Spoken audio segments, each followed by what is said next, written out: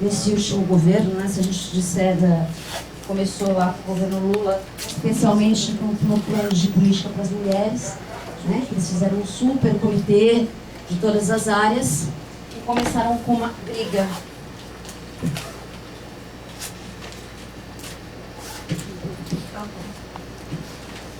Eu vou tirar daqui e vou do lado, tá?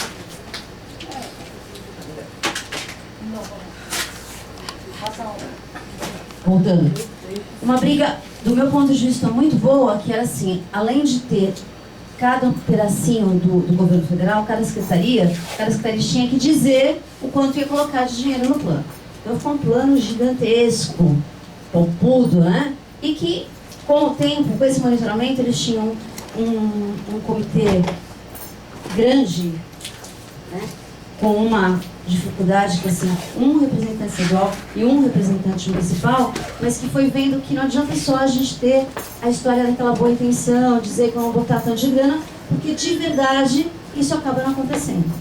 E se a gente não tiver esse monitoramento de pertinho, a gente fica contente pra caramba, porque o plano é muito bom, ele tem muito recurso, mas de fato a gente não consegue estar vendo essa aplicação, ele não se traduz em ações municipais, né?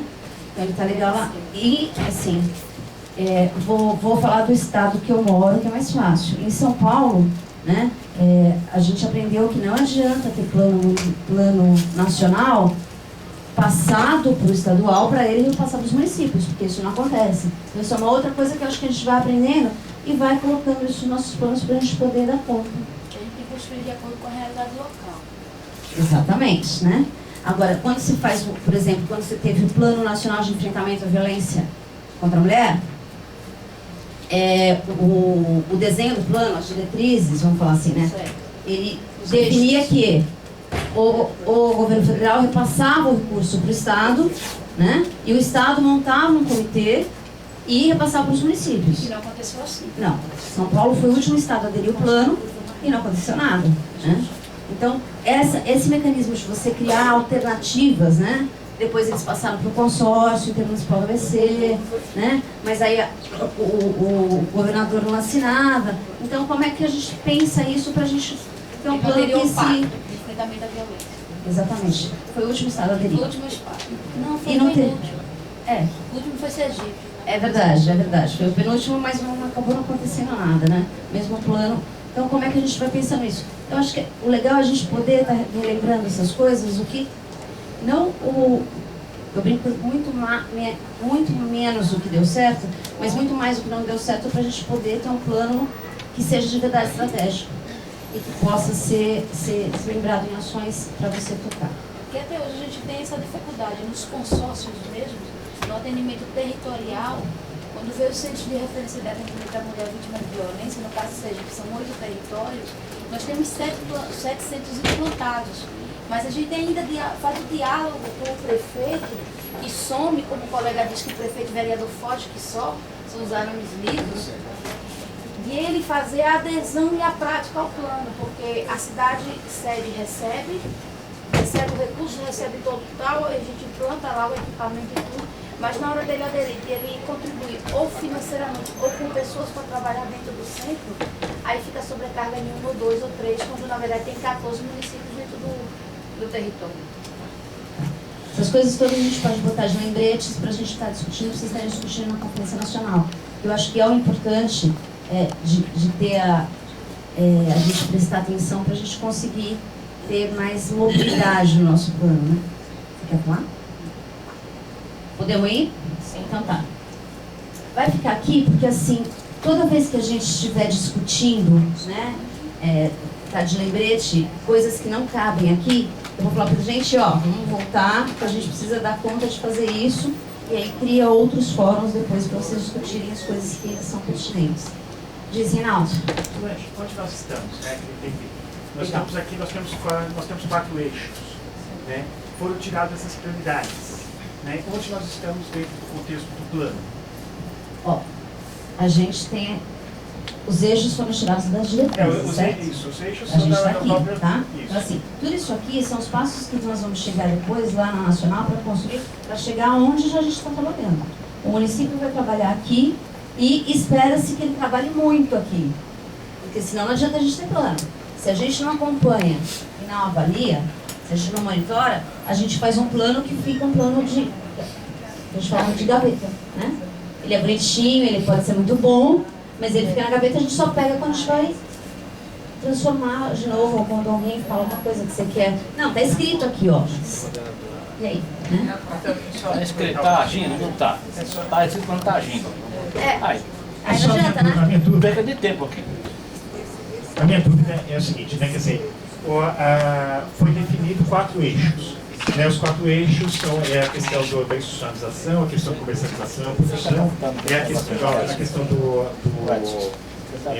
qual que é as outras coisas? Formação e finanças. Né? Esses são os quatro eixos. E aí depois que você veio da própria discussão, existia aquela etapa dos desafios, das oportunidades, né? Das questões externas, das questões internas, né? Que foi essa contextualização dos desafios. Tá? Isso para preparar as pessoas para estar discutindo quais seriam as prioridades para atuar dentro do plano nacional. Né? Então, aí quer dizer, a pergunta é assim, porque assim, nós temos um eixo e nós temos as prioridades. As prioridades elas são o quê? Elas são objetivos que serão desmembrados depois em ações, em metas. Porque aqui tem bastante misturado, inclusive. Né? Tem uma coisa muito confusa, né? Quer dizer, tem diretrizes, tem ações, tem uma série de expressões diferentes. Né? Ó, é muito comum acontecer isso quando a gente vai, a gente levanta as propostas para cada diretriz, está tudo misturado. Então, a proposta que a gente tem para fazer isso, é fazer com vocês. A gente podia ler aqui, né? Ler para pessoas. Não. E dizer, ó, os objetivos, e separar. Não. Por isso que a gente está propondo que aconteça em grupo. E aí a gente separa o que é objetivo, o que é diretriz.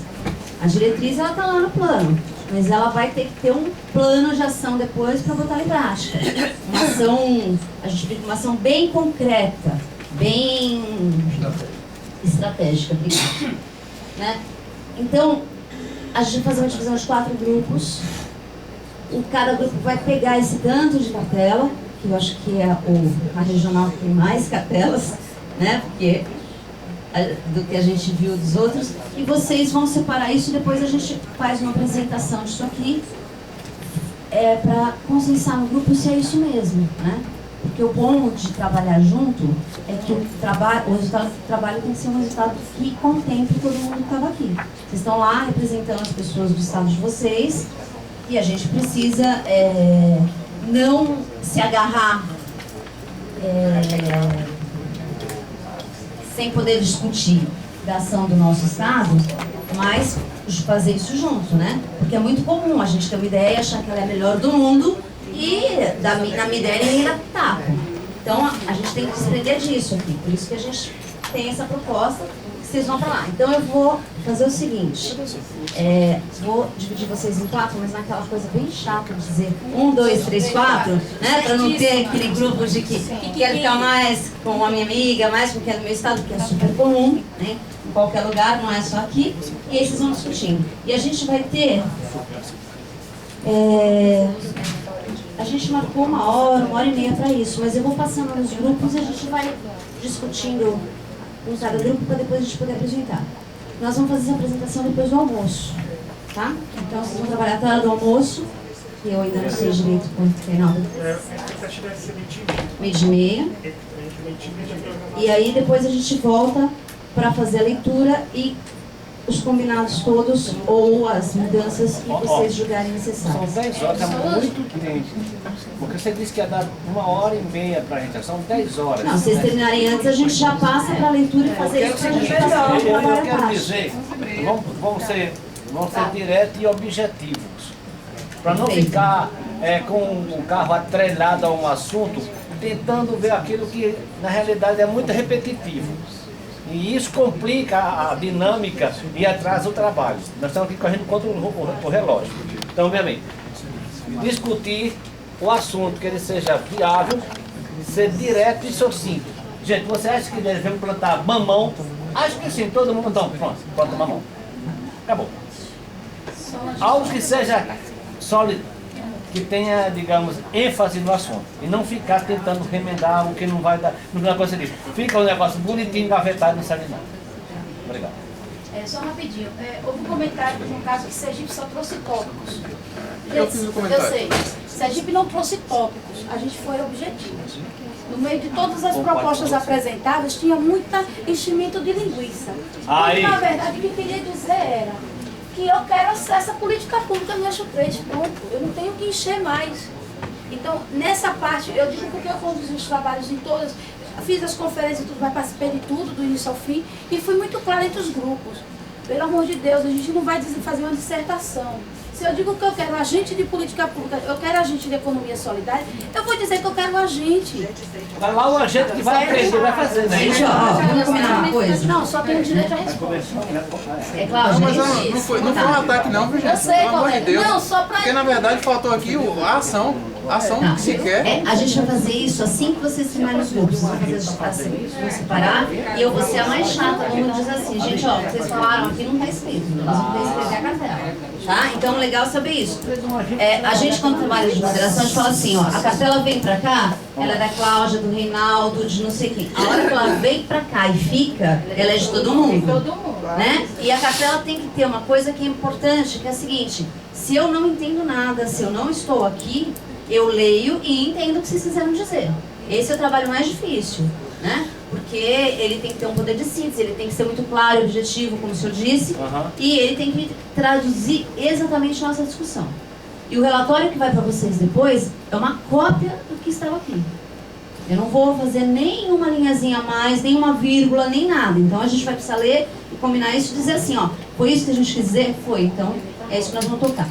Eu vou ficar monitorando os grupos, desculpa, é difícil de chegar mais tarde, que a gente não consegue saber o nome, é ruim conversar com as pessoas sem saber o nome, né? Como é que se chama? Meu nome? É, Pode chamar Arimateia. Arimateia. Bem fácil. Não, fácil mesmo, fácil de gravar. Então, do que a Arimateia falou, a gente vai fazer isso. Pode ser que a gente não vá até mês de meio, se vocês conseguirem terminar antes, a gente já começa o trabalho de leitura e de classificação das cartelas antes, tá bom? Deixa eu só acabamento agora, tá? Então. Olha, pessoal, então a ideia é 4 grupos, cada um com um eixo. Dois grupos ficarão aqui. Né? Então, já para agilizar o processo mais rápido e tal, o grupo 1 e o grupo 2 ficam aqui. O grupo 3 e 4, o 3 vai acompanhar o Vicente e o 4 o André, para levantar a mão, todo mundo conhece, né? Então, um dos lugares vai ser aqui no terceiro andar e o outro vai ser no primeiro andar, tá certo? As 4 salas. Então, 2 grupos ficam aqui, 1 e 2, o 3 fica com o Vicente e o 4 fica com o André, tá legal? Então, acho que podemos fazer aquela